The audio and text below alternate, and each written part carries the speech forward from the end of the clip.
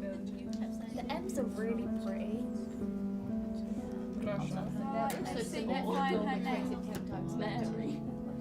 What are the M's? The Princess Mary gift box was essentially a small gift that was going to be sent from home to the troops at the front for Christmas 1914. The Princess Mary gift box is one of the key objects that we use at the museum because it can tell lots of stories, lots of narratives about the First World War. Working with objects makes history come alive and makes the history more interesting. The basic idea behind the Princess Mary gift box was really just a morale boost. I think everyone at home was keen just to try and do their bit for the troops at the front. So the idea of providing them with, albeit a small gift at Christmas, was something I think lots of people could get behind because it was important to them to show their appreciation to the people who were fighting. Princess Mary was the only daughter of King George V and Queen Mary, and she was actually only 17 years old at the time. And like many people at home, she was very keen to offer something to the troops at the front. Originally, she hoped to pay out of her own allowance, effectively, a gift for all the soldiers and sailors who were serving at Christmas 1914. But her sort of superiors and people around her felt that that wasn't appropriate, and actually it was probably quite impractical. So it was decided that a fund in her name and for people to donate money so that this little gift could be created and then sent to the front. The fund began in October 1914, and actually it has to be said that the committee who were then established were rather optimistic in their hope that they would raise enough money and have enough time to send this gift off to all the troops for Christmas 1914. But that was absolutely their intention. As time went on, they realised this was perhaps not quite so realistic, and they started to devise different categories of people of the recipients. They also had to appeal to various different firms to actually provide the raw materials for this brass box. And so eventually it came to be that the Princess Mary gift box wasn't sent to some people until as late as 1919.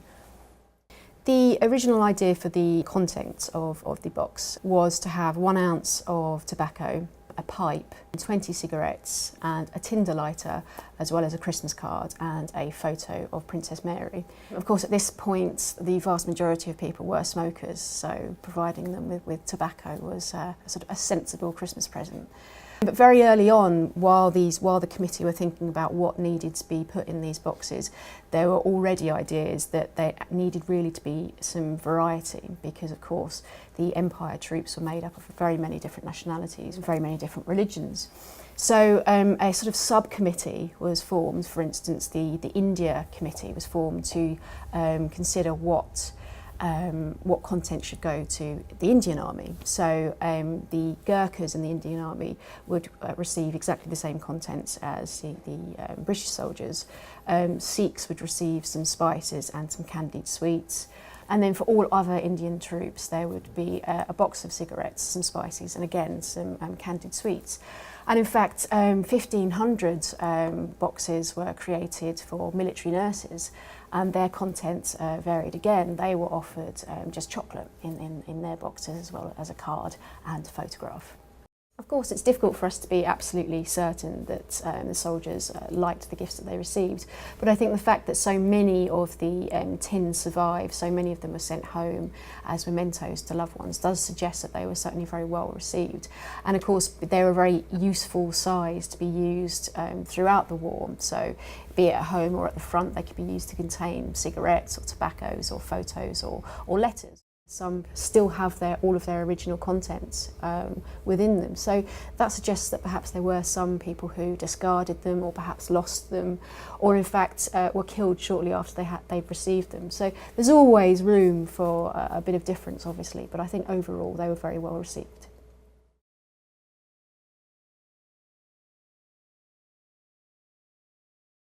When we use the Princess Mary gift box in the museum, we use it as a starting object that we can draw out multiple narratives from the First World War. When we start, we get the students to ask questions about the box, and we use the classic 5W1Hs, the who's, the why's, the where's, and the how's. Those are questions that the students come up with themselves, Having done that, using other evidence that we give them, other resources, they can then explore multiple narratives such as empire, the home front, what soldiers did when they weren't fighting, and also talk about the life of an object. The lid of the box is rich in information. There are multiple narratives, but two that you can draw out very easily are empire, by looking at the label, Imperium Britannicum, the Royal Navy ships at the bottom. You can also draw out the Allies, who was fighting against the Triple Alliance. So around the outside, you've got the names of the countries who were fighting alongside Britain in Christmas 1914. One question that does come up a lot is what countries are missing, and also what countries are surprising, because you find Japan on this. And by finding Japan on that, you get an interesting response from the students, because they often reference Japan from the Second World War. The box in its basic form was mainly smoking paraphernalia, and when you look at the images from the time, you see a lot of men smoking either pipes or cigarettes. We use that as a way of talking about what soldiers did when they weren't fighting. War is sort of 10% terror, 90% boredom, and there are a lot of stories of men sitting around waiting for things to happen. Smoking was a shared experience. It was something you could do with your friends. You could also trade the cigarettes. The extension activities that we would use with the Princess Mary gift box involves objects and photographs. The object that fits really well, is a really strong object to associate this with, is the shell casing. The shell casing takes on many different stories. You've got the home front, these things being sent back as souvenirs, you've got the munitions crisis. There's a lot of stuff that you can draw out of the shell casing, and it's a direct link to this because of the materials that are made out of it. Discussions about what was more important, these for the troops or shell casings for the big guns.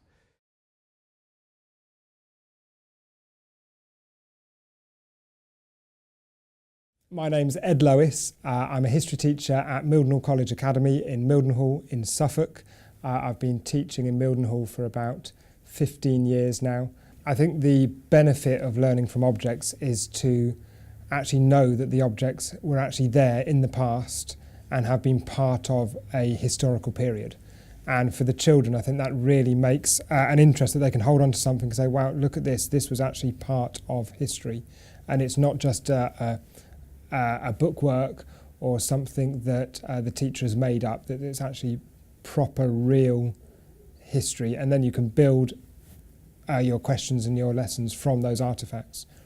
The best way to use an object, I think, is to actually, if you can, is for the children to handle it and to touch it and to actually just get that tactile involvement with what they've got in front of them, and to build other aspects around that artefact, because just a artefact in a museum or just in front of you doesn't say anything. But if you can build a story around it, particularly a personal story, I think, that says, look at what's happened, where this has come from, where it's been made, how's it come into our classroom today. The other benefit for them is that it's the excitement of actually having something that's real in the classroom, because often you find that, okay, I've got a photo and that's great, but actually to have the actual thing, it's a deeper learning experience for the children.